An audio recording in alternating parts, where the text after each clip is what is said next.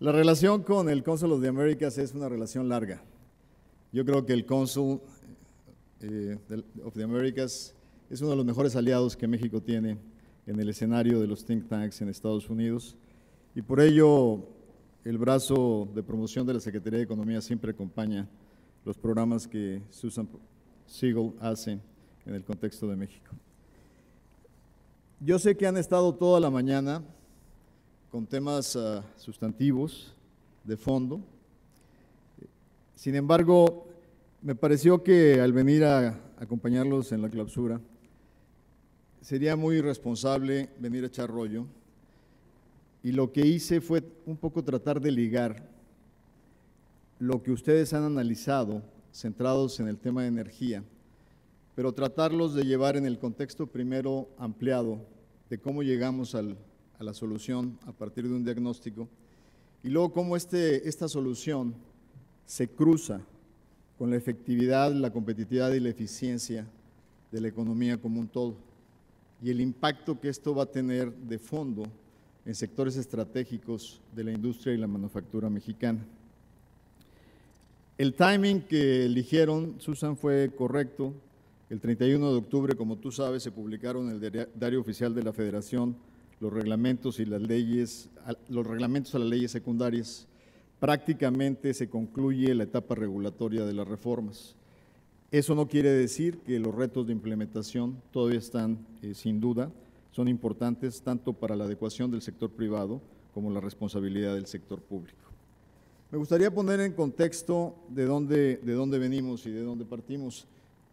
El único problema es que le están apostando a que mi visibilidad es muy buena y la televisión no tiene una suficiente.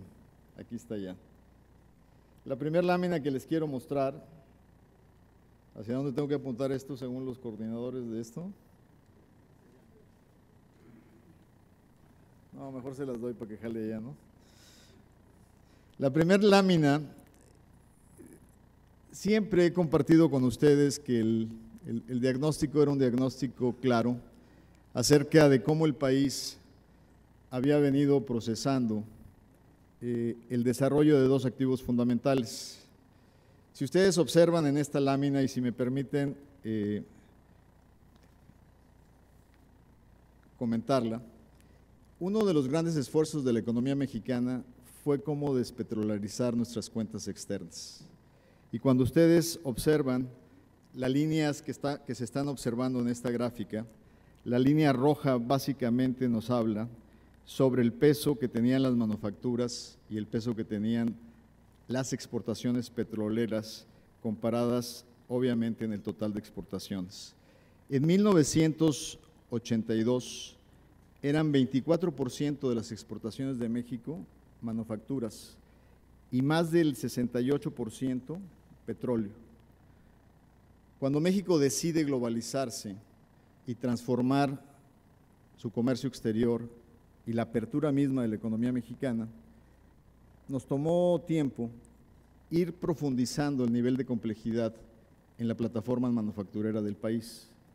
Hoy, más del 80% de nuestras exportaciones son manufacturas y menos del 15% de nuestras exportaciones es petróleo y minerales. Este gran esfuerzo de despetrolarización no se vio reflejado en las finanzas públicas. Justamente es parte estructural de la visión de cómo el paquete de reformas transforman no solo el esquema de sustentabilidad fiscal, sino también tienen que transformar, obviamente, la capacidad de Pemex de poder tener gobernanza independiente. En este periodo de tiempo logramos internacionalizar el país, abrimos comercio libre con 45 naciones que nos dan un acceso a más de 1,000 millones de consumidores en el mundo. Esto poco a poco abrió una etapa de integración de valor fundamental en los procesos de cadenas de valor donde está incorporado México en la economía global. Pero a pesar de estos grandes logros, cuando ustedes observan la siguiente lámina, verán que lamentablemente la economía mexicana solo tuvo una etapa de alto crecimiento que se observa justamente en la primera parte después de la década, estamos hablando básicamente posterior al TLC, 1990, a partir del TLC traemos ahí un crecimiento promedio en los primeros años de 94 a 2000 de 5.4%. Pero la primera parte del nuevo milenio caemos a un crecimiento del 2%. Si promediamos las 3 décadas de crecimiento, el país no ha superado el 2.4%. En resumen, ustedes el diagnóstico lo tienen compartido. Hicimos bien la estabilización financiera, logramos sacar del debate político cuentas fiscales sólidas, estabilidad financiera, y logramos internacionalizar la economía mexicana. El porcentaje de dependencia del PIB al sector externo es aproximadamente un 61%. Pero hace 20 años era necesario hacer cambios estructurales de las reglas del juego internas en sectores fundamentales, tanto en competencia económica como en el sector financiero, tanto en telecomunicaciones y sobre todo en energía. La ausencia de este proceso obviamente tiene impactos en la productividad. En la siguiente lámina verán ustedes cómo, básicamente cuando observan los temas de crecimiento y de productividad, básicamente ven que México, en la parte de este milenio, ha tenido un decrecimiento de productividad del 0.7%, cuando nuestros competidores están en incrementos de productividad entre el 1 y el 2% aproximadamente. El problema, obviamente, y aquí entramos ya directamente al sector energía, con la siguiente lámina. Esta lámina intenta clasificar a los países en dos vertientes. En el eje vertical tenemos tasa de crecimiento.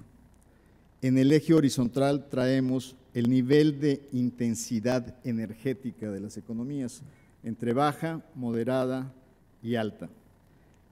El escenario ideal es ubicarnos en el cuadrante superior de baja intensidad energética. Ahí están países como Noruega, los países europeos, economías como la norteamericana, en donde tienes alto crecimiento y un uso muy eficiente de tus recursos energéticos. México se encuentra en una intensidad intermedia, volviendo a la gráfica por favor, en una intensidad intermedia, pero con bajo nivel de crecimiento. Eso lo que nos está diciendo es que no somos lo suficientemente eficientes y el costo de la energía en la economía nacional nos ha impedido poder aprovechar los esquemas de integración a la economía global. Impacto severo en los costos de transporte e impacto severo en los costos de operación en el sector industrial. Básicamente, el estar ubicados aquí, de alguna manera, es el resultado, primero, de ineficiencia en nuestra capacidad productiva en el sector energía y al mismo tiempo, derivado de ello, tenemos un impacto en los dos insumos más importantes en el sector industrial mexicano, que es la producción de gas y la producción de electricidad. La siguiente gráfica simplemente nos recuerda lo que vino pasando en el sector energético mexicano.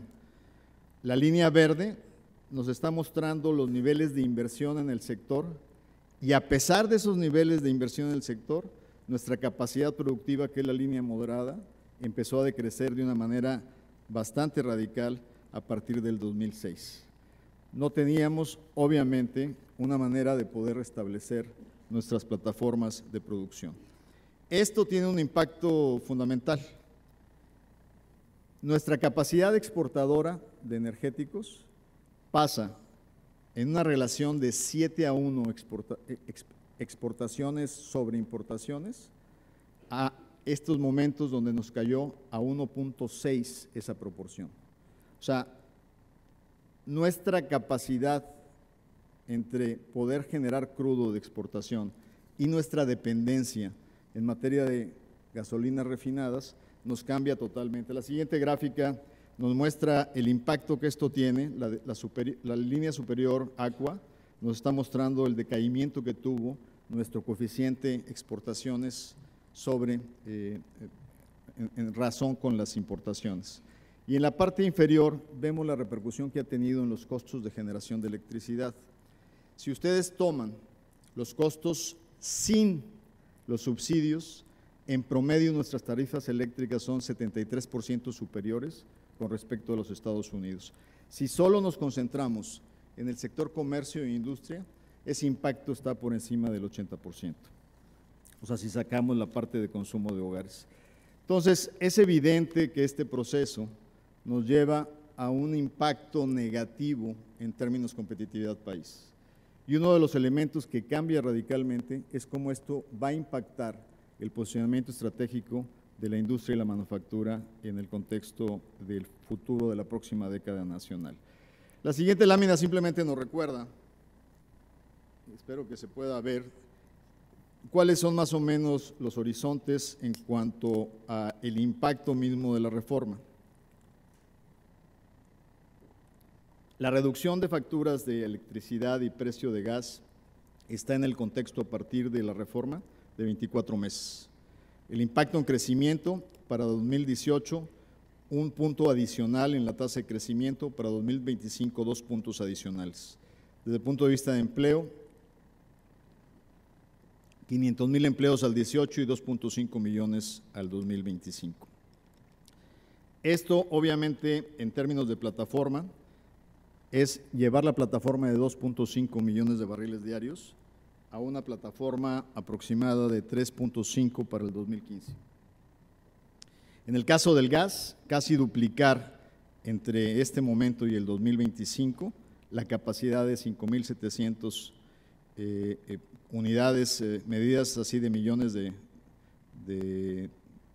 son BDPs a 10.400 millones. Hay un impacto adicional en materia de producción de fertilizantes. Pero lo más interesante que me gusta, la siguiente lámina, por favor. Dentro de este esquema de predictibilidad hay nuevas responsabilidades para el sector economía, que tienen que ver con las cadenas de integración nacional. Aquí básicamente en el contexto del nuevo marco legal y regulatorio, la Secretaría de Economía tiene primero que establecer la metodología de medición nacional, que de hecho acaba de ser publicada recientemente la semana pasada, para poder determinar dentro de los contratos de exploración o de transformación cuánto es el contenido nacional establecido, empezando con el año 1 en un 25% obligatorio y llevarlo en 10 años a un 35% de contenido nacional. Esto totalmente consistente con nuestras obligaciones en materia de tratados internacionales. El segundo compromiso es verificar el cumplimiento de contenido nacional. Y aquí hay que aclarar que en su obligación no quiere decir que todos los contratos tienen que tener el 25%. Depende de la complejidad y la sofisticación de los contratos, es cómo se logra el objetivo de promediar el 25% de contenido. Si estamos hablando del tendido de una línea de gas, donde es probable que el tubo sea de origen nacional, puede haber un requerimiento superior en una obra civil de infraestructura, mientras que en una obra más sofisticada donde se requiere transferencia tecnológica, el contenido nacional requerido sea inferior en este proceso. Adicionalmente, tenemos la obligación de presentar el catálogo nacional de proveedores para el sector eléctrico y el sector de hidrocarburos. Esto no quiere decir solo la fotografía en el momento de quiénes están en la cadena de proveeduría de acuerdo a la experiencia hasta el momento, sino qué industrias en el sector manufacturero tienen la capacidad de transitar de lo que hacen hoy a convertirse en proveedores del sector eléctrico o del sector de hidrocarburos. Aquí me refiero, por ejemplo, a expertise en la metalmecánica, a expertise en el tema de astilleros, para poder crear las facilidades necesarias de proveeduría y poder impulsar el desarrollo de cadenas productivas nacionales en este término. Es básicamente la siguiente gráfica, la que, de alguna manera, la que resume las nuevas responsabilidades, y ahí les pido una disculpa, siempre le pido a mi gente que gráficas que no se pueden leer no sirven para presentaciones, pero más o menos ya se las expliqué. Ahora, en este contexto, lo que me gustaría compartir con ustedes es cómo se cruza este nuevo posicionamiento en materia del sector energía con la política industrial. Y habría que contextualizar la definición y el concepto de una política industrial que en un entendido amplio es una política de fomento. Cada vez que utilizo el término industrial, las agrupaciones del sector comercio, del sector servicios se ponen inquietas, O sea, realmente se usa en una manera muy laxa el concepto de política industrial. Es una política de fomento al desarrollo. Y en ese sentido, el término debe estar contextualizado en el contexto de una economía abierta.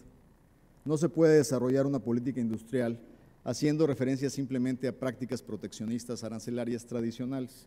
Se tiene que contextualizar en el modelo de economía que tenemos. En ese sentido, dentro de la Secretaría establecimos 26 sectores estratégicos que están altamente asociados con los 26 sectores de mayor capacidad de generación de empleo y impacto en la economía nacional. Y están clasificados en 3 áreas: tradicionales o maduros, dinámicos y los que podríamos hablar que son emergentes o de futuro. Y aquí es bien interesante ver la interacción con lo que está pasando en el sector energético. Dentro de los tradicionales o maduros, ustedes tienen sectores como el textil, tienen sectores como el acero, tienen sectores como el cemento. Para producir acero, el 25% del costo es energía. Para producir textiles en la parte de fibras sintéticas, la petroquímica es fundamental. Lo que esto va a representar desde el punto de vista de competitividad y costo país para poder eficientizar las cadenas de valor es realmente importante. Si ustedes analizan lo que ha pasado en los últimos 30 años en petroquímica, la demanda nacional ha venido creciendo de una manera vertiginosa y la oferta ha estado estática por la justamente dependencia en materia de energía.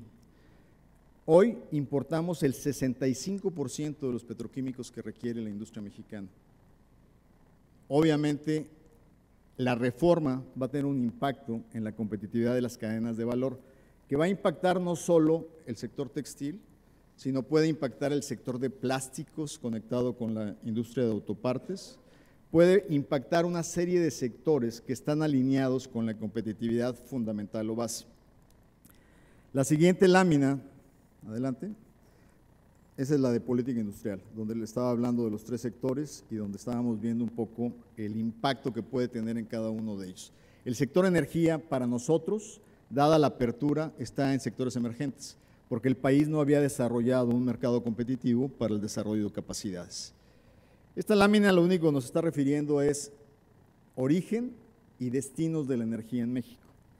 Si ustedes lo analizan, y creo que es mucho más representativa la siguiente para que se vean mejor los números, básicamente lo que estamos viendo ahí es que el área azul es como destino el consumidor mayor, es el área de transporte. Pero obviamente la siguiente más importante es el consumo industrial en materia de energía. O sea, prácticamente más de 3/4 partes del consumo está en 2 sectores estratégicos. Y esto nos está representando 2 cosas. La industria ha sido impactada negativamente, como ya dijimos, por una energía no competitiva. Y el transporte nos presenta 2 problemas. Cuando hacemos comparativo mundial del pastel del 100%, cómo el mundo distribuye energía, el promedio de los países aproximadamente utiliza el 28% en materia de esa energía en transporte. México rebasa por mucho ese porcentaje, lo que nos está hablando de 2 problemas. Un uso de combustibles no adecuado, donde no estamos haciendo una buena combinación en materia de consumo de gas, por ejemplo, en el movimiento del transporte, y un diseño de logística totalmente inapropiado de acuerdo a la competencia internacional. ¿Qué quiere decir esto? Que estamos sesgados al transporte terrestre por falta de competitividad en ferrocarriles y por falta de uso, adecuación geográfica, de lo que son vías pluviales. Cuando nos comparamos con economías como la norteamericana o países como los europeos, el uso del ferrocarril y el uso de vías marítimas es muchísimo más intensivo, justamente dependiendo muchísimo del tema de planeación desde el punto de vista de logística en la combinación de los diferentes módulos de transporte de mercancías, tanto en la economía nacional como en la exportación. El tema básicamente nos lleva a que, sin duda, el problema pasa no solo por la definición misma de la estrategia de alineación de combustibles. Uno de los temas que tenemos hoy en día es que en la industria eléctrica estamos utilizando combustible que es excesivamente caro por la falta de planeación en materia de infraestructura de gasoductos. De hecho, como parte de la reforma, el número de kilómetros de gasoductos se va a duplicar. En 2012 tuvimos alertas críticas que derivaron hasta el 2013, donde tuvimos que cerrar industrias en Occidente, en Jalisco, en el centro del país, porque no teníamos gas. Pero no solo no teníamos gas por falta de una reforma para extraer nuestro propio gas, sino ni siquiera podíamos poder transitar el gas que podíamos comprar a precios realmente bajos e internacionales en el mercado del sur de los Estados Unidos. Un gas que nos cuesta $4 el millón de BTUs, cuando a nivel internacional está costando 16, 17, 18 dólares. La necesidad de expandir el nivel de las redes de gasoductos era fundamental.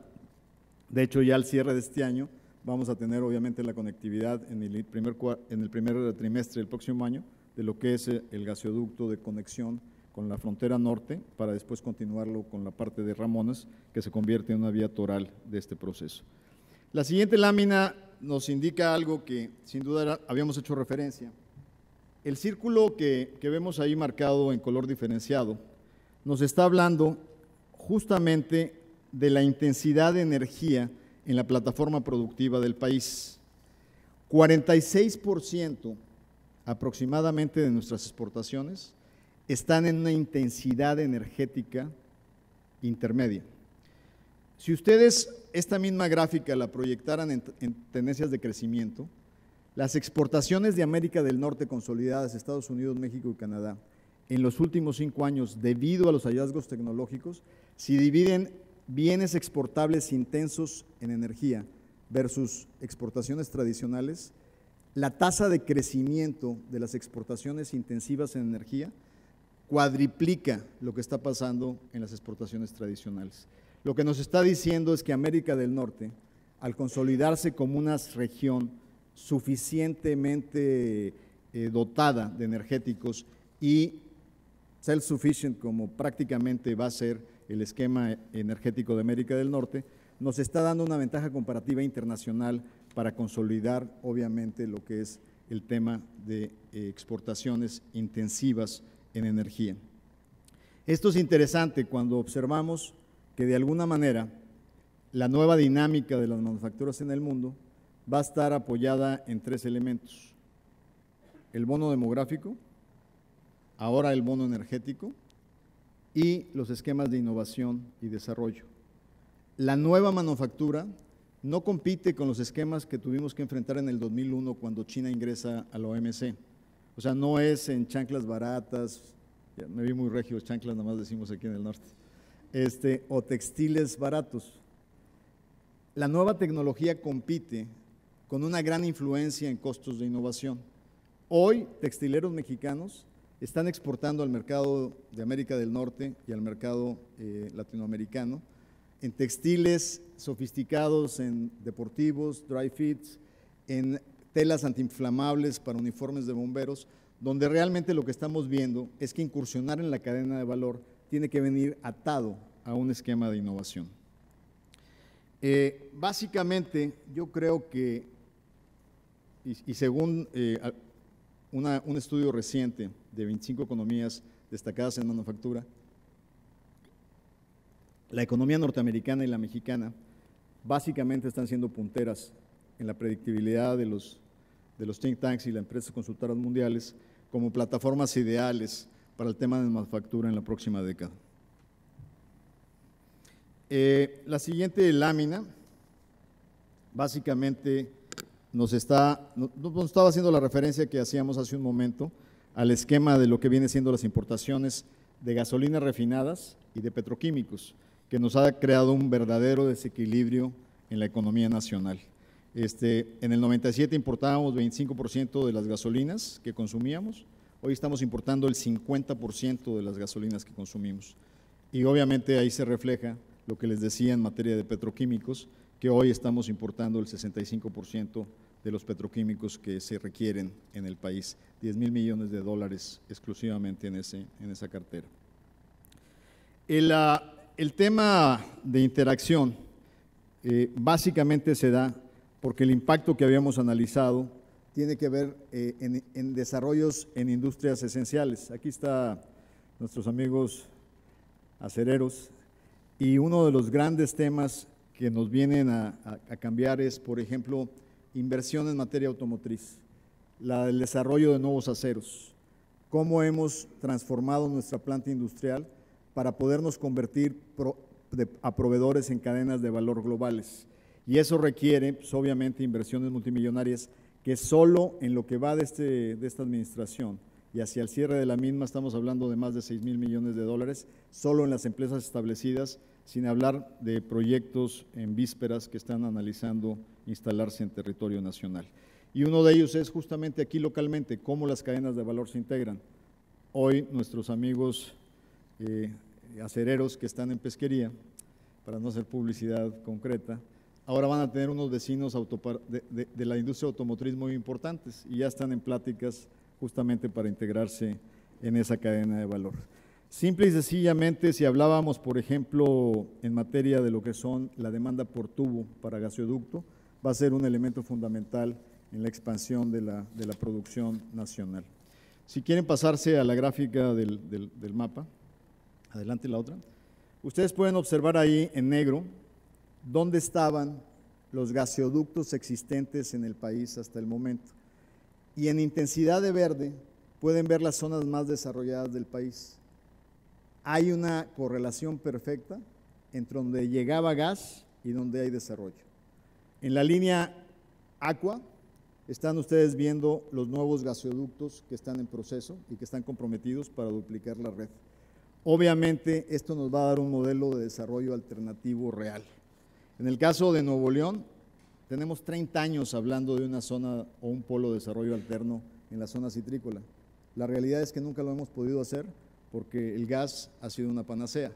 Hoy con Ramones estaremos a un esfuerzo mínimo para llevar gas a la zona citrícola, lo cual por primera vez en la historia de Nuevo León dará la oportunidad de una zona de desarrollo alternativo.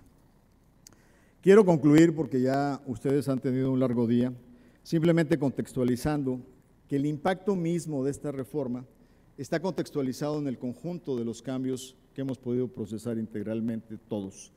El esfuerzo de una ciudadanía activa que ha estado insistiendo en los últimos 20 años que el país tenía que alinearse hacia la nueva demanda económica mundial para poder tener un ámbito laboral flexible con capacidad de incorporación y de bajos costos fijos en la contratación y despido, una economía que pudiera tener acceso a energéticos suficientes y competitivos, un sistema financiero que responda a las necesidades de financiamiento, sobre todo el sector PYME en México, donde prácticamente el 82% de las empresas son financiadas por sus proveedores y no por instituciones financieras, y donde es necesario dar un nuevo marco regulatorio para poder establecer condiciones de financiamiento aceptables y un marco de competencia que garantice insumos competitivos a bajos costos, en donde no tienen por qué pagar las empresas pequeñas y medianas 30-35% más caro sus costos de telecomunicación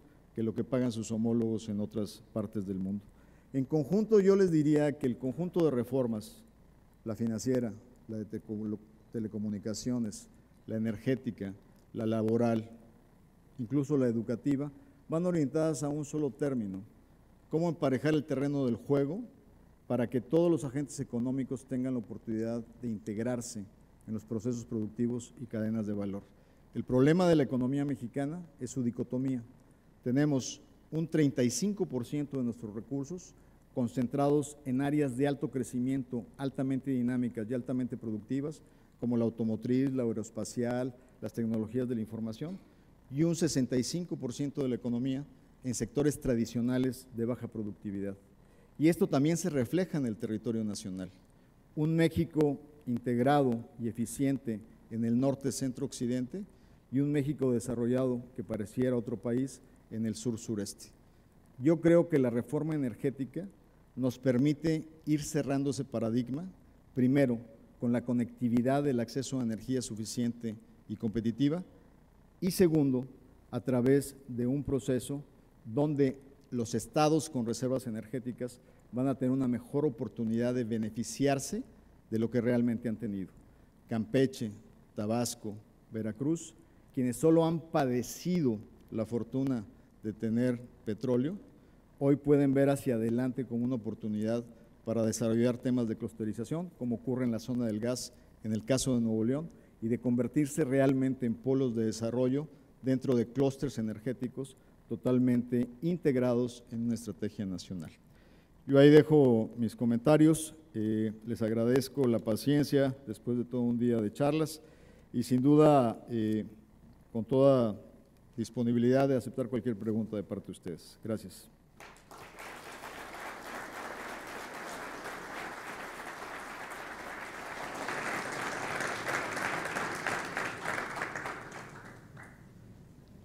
¿Hay alguien que todavía le queden ganas de hacer preguntas?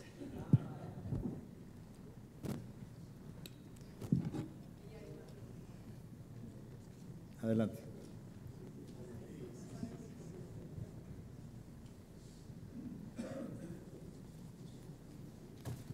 Voy a ser suave y sutil. Licenciado, felicidades. Sobre las pequeñas y medianas empresas en el estado de Nuevo León y son dos temas, las pequeñas y medianas empresas y la asociación como grupos como Alfa, Cemex y que son destacadas, ¿va a haber algún matrimonio para poder estabilizar una economía a futuro? Y sobre la educación, ¿considera usted que debe ser educación para todos en lo que es la República Mexicana? Y si los medios participan con hacer segmentos fijos de energía de lunes a domingo para ir educando, ir empapando y sobre todo que es una necesidad informar en vez de estar con dimes y diretes o chismes de la naturaleza de fracking, etcétera, etcétera. Gracias. Perdón, ¿su pregunta de educación era educación sobre medio ambiente y energía? Sí. Okay. Y sobre la necesidad que existe de mantener una vía para las carreras técnicas, no solamente para las universidades de primer nivel, sino recorrer la fila de arriba abajo. Gracias. Claro. Bueno, tomaría la segunda primero. El tema de la educación es un tema fundamental. Yo creo que la base de cualquier desarrollo en el país parte por garantizar calidad y cobertura educativa. Y en este tema es fundamental la educación técnica con la educación profesional. Una buena parte de los esfuerzos de convenios y relaciones que estamos estableciendo, en el caso específico con Alemania, es un programa de educación dual en donde la Secretaría de Educación está trabajando con su contraparte para poder establecer mecanismos donde puedan ir a ser graduados en educación intermedia los alumnos y continúen, si lo quieren, trabajando y estudiando para poder avanzar en educación profesional. Uno de los grandes retos que tenemos hoy en México es que con el empuje de la manufactura vamos a empezar a tener escasez en algo que ha sido muy atractivo en México, mano de obra calificada y creativa, que ha sido una de las mejores hazañas que se han replicado de las empresas como Bombardier, como las automotrices, que le dan altísimos niveles de calificación a la mano de obra mexicana. Pero si no continuamos el esfuerzo de planeación educativa, vamos a llegar a tener un cuello de botella en el proceso de formación. De hecho, hoy ya el pirateo en la industria automotriz empieza a ser un problema frecuente. Claro que eso también mejora las condiciones de mercado y las condiciones salariales, pero llega un momento en donde también empieza a tener un impacto en el desarrollo de futuras inversiones. Sin embargo, ese es un tema que hay que, en la industria energética, y aquí los expertos no me dejarán mentir, hoy en día hay un gran tema de entrenamiento de recursos por escasez de ingenieros tanto geológicos como especializados en materia de petróleo. Y se está dando un proceso donde Pemex aceleradamente está generando convenios con un nuevo plantel que está abriendo en el estado de Querétaro para la formación de técnicos y profesionistas en áreas afines al sector de energía. Entonces, sin duda, esa parte es una de las responsabilidades que el sector educativo a nivel de formación técnica está tratando de solventar. El tema de pymes, sin duda, en el establecimiento de la acción de cadenas de valor, es básico. Cuando analizamos el éxito en materia de comercio exterior del país, cómo hemos multiplicado por 7 las exportaciones mexicanas en los últimos 20 años, pero si analizamos la integración de valor, los exportadores finales, yo diría que en un 80% son 700 grandes empresas. Lo importante es cómo contribuye a la cadena de valor las empresas medianas y pequeñas en ese proceso de integración. Y parte de lo que se está haciendo en el diseño de esta política industrial es poder establecer la participación en lo que le llamamos Tier 2, Tier 3, Tier 4, de cómo pequeñas y medianas empresas se convierten en proveedoras de empresas más grandes y poder participar más eficientemente en las cadenas globales. Eso pasa por dos temas fundamentales: apoyo a la innovación y financiamiento. O sea, esos dos temas, al igual que capital de riesgo, son básicos para poder asegurarnos que los beneficios realmente hagan una trickle down, un derrame parejo en toda la economía mexicana. Y pasa también por las condiciones mismas del terreno de juego. Si tú eres una mediana empresa y tenías que comprarle electricidad a CFE, pues estabas en un término desventajoso con una gran empresa que podía autogenerar su electricidad. Entonces, el igualar el terreno de juego en materia energética, en materia financiera, en materia de telecomunicaciones, nos ayuda a un mejor clima de competitividad para que pequeños y medianos puedan incorporarse a las cadenas de valor. Muy bien, creo que ya agotamos las inquietudes. Por acá, soy Otoniel Rodríguez de Green Pros and Services. Ahora con las reformas energéticas… no lo ubico. Ok. Con el objetivo de reducir CO2, quiero saber si finalmente se van a aprobar los impuestos verdes y si sí, ¿para qué fecha? Yo creo que la esencia de la reforma misma está de facto orientada hacia una economía más sustentable con el medio ambiente. Simple y sencillamente, si vemos el cambio de plantas de ciclo combinado en materia de generación de electricidad, al alejarte del uso de combustóleo y acercarte al uso de combustión de gas, automáticamente el efecto sobre el impacto en contaminación, en CO2, va a tener un impacto tremendo. Y eso pasa prácticamente en una serie de áreas de uso de energía que va a pasar por ese proceso. Está la otra parte, la parte de educación en materia de nuevas tecnologías y que tiene que ver justamente con los debates en materia del fracking, de qué agua estás procesando y en qué mantos freáticos estás llegando a ellas. Y por eso la importancia de la creación de este instituto de alguna manera descentralizado que va a estar encargado de todos los temas ambientales dentro de este proceso. Este tema es un tema importante. México ha sido líder a nivel global contra el tema de cambio climático. Hay un debate internacional donde algunos líderes mundiales, como el primer ministro de Australia, le gusta hablar de los programas contra emisiones, pero rehúyen hablar del tema de cambio climático. México sigue siendo uno de los países que impulsa la agenda de cambio climático. Y creo que desde el punto de vista de efectividad y práctica, pues ha habido acciones en el marco legal y sustantivo para poder lograr poner el ejemplo, aunque no somos un país de los más importantes en materia de emisiones globales. Gracias. Muy bien, pues si no hubiera ninguna otra pregunta, les agradezco. Ahí está otra. Se animó antes de… Hola, buenas tardes. Mi nombre es Andrea y represento la empresa Gersa Monterrey. Nosotros damos un servicio de outsourcing, aparte de trabajar para empresas grandes como Desalcoa en proyectos y viéndolo desde el área de comercio exterior.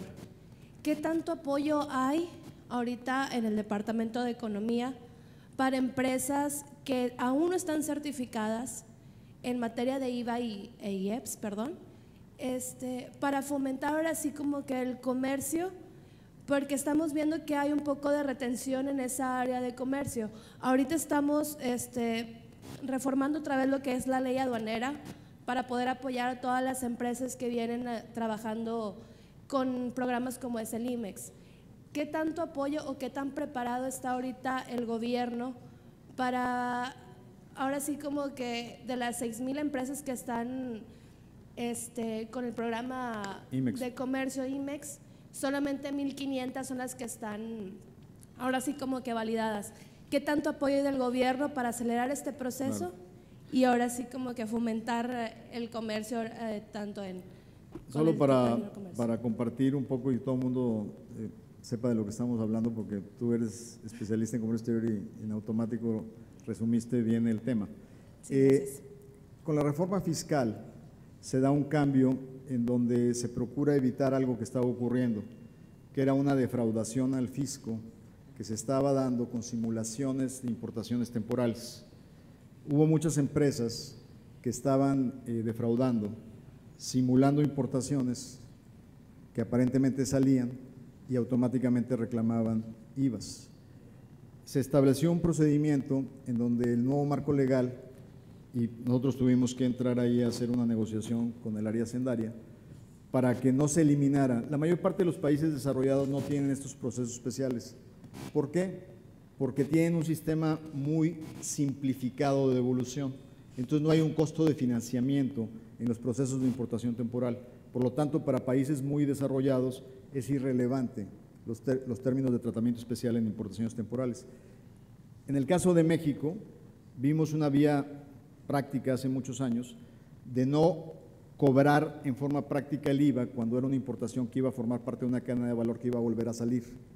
Y la comprobación tenía que hacerse para que no se hiciera efectivo el cobro del impuesto. El problema es que este abuso excesivo llevó a Hacienda a acotar el término y lo sustituimos, hubo una sustitución por un proceso de certificación. Obviamente, todo este año ha sido un año de certificación, de las 6,000 ya vamos como en 2,000 certificadas, y es muy claro, o sea, Ford Motor Company pues, no tiene mayor problema para certificarse, pero uno de los grandes posicionamientos que hemos tenido es que no debe de ser esto anti-pyme, o sea, que no tenga un sesgo en contra de la pequeña y la mediana, porque entonces vamos a inhibir la incorporación en la cadena de valor. Lo que ha resultado muy extraño es que en este proceso solo se han registrado 4,000 empresas que están en acreditación y hay 2,000 empresas que no han ni siquiera presentado su solicitud de certificación. Eso te dice o que las empresas realmente ya no tienen operaciones de comercio exterior o que estaban en otro tipo de estrategias contables, ¿no? Lo que estamos ya finalizando en este proceso conjuntamente con la autoridad fiscal es poder hacer un acercamiento directo con todo el universo para facilitar los procesos. La idea al final del día es que no sea un desincentivo como un costo de financiamiento transitorio entre el pago y la devolución y podamos ampliar el sistema de certificación en todas las áreas necesarias, incluyendo a los proveedores de las empresas exportadoras que finalmente son exportaciones, aunque no sean exportadores directos, porque tendríamos un efecto negativo o de desincentivo a la incorporación en las cadenas de valor. Estamos trabajando en ello y si hay algún tema específico, con gusto lo vemos. Pero ya ahorita tenemos un universo del 80%, 85% del universo exportable ya está certificado. ¿Alguna otra pregunta? Gracias. ¿Qué tal? Buenos días. Mi nombre es Guillermo Colunga. ¿Acaso? No, Guillermo, me tienen encandilado. Acá. Ya. Sí, mi nombre es Guillermo Colunga, soy director general de la empresa Solven. Mi pregunta va más que nada enfocada al tema del biodiesel. ¿Cuál crees que sea el futuro o cuál es tu opinión acerca del futuro del biodiesel en México en el tema de económicos y el tema de impuestos, ¿no? Sí, la estrategia de energías alternativas sin duda es muy importante. Dentro del programa de la reforma hay una expectativa, y que me desmientan aquí los expertos, es para generar en el contexto de los próximos 15 años que al menos 1/3 de nuestra energía sea energía alternativa. Y ahí obviamente cae mucho en el campo donde México es líder a nivel mundial en materia de campos solares y sin duda pues lo que ha estado ocurriendo en materia eólica, que es muy importante y que en el norte se han descubierto vertientes eólicas muy importantes. El tema del biodiesel pasa por un problema muy serio y que es que en la mayor parte de los países del mundo está altamente subsidiado y también está asociado con subsidios en el sector agropecuario. Eso nos genera un reto de competitividad muy difícil como país. Sin embargo, se alinearon los esfuerzos para poder generar la posibilidad de generación de biodiesel a partir del bagazo de la caña de azúcar, como un mecanismo alternativo para poderle dar equilibrio a un mercado que generalmente es de excedentes, que es el mercado azucarero. Como recordarán, acabamos de resolver una disputa con los Estados Unidos en materia de azúcar. Y el único campo que tiene políticas públicas claramente definidas va a ser orientado al campo del aprovechamiento de la caña en la generación de combustibles. Hay ahorita un par de inversiones que están asociadas a ese 5% que se tiene que mezclar con gasolinas, no sé cómo le llaman, solventes o mixers, que son necesarios para aumentar la eficiencia de combustible y que se están desarrollando en 2 o 3 estados de la República Mexicana. Pero la producción misma para biocombustibles es un proceso que apenas está definiéndose en la política pública y que sí enfrenta retos muy importantes porque estás compitiendo contra países altamente subsidiados.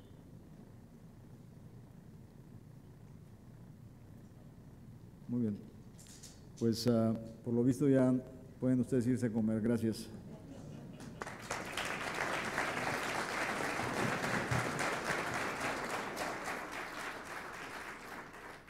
Me dicen que hay que cumplir con las formalidades de clausura. Para mí es un gran placer, siendo la 1:08 de la tarde del… ¿Qué día de noviembre estamos? Ya se me olvidó. Del 19 de noviembre, para mí es un placer declarar clausurados los trabajos de Monterrey, energía y competitividad en la época de posreformas en México. Muchas gracias y muchas felicidades por este gran esfuerzo.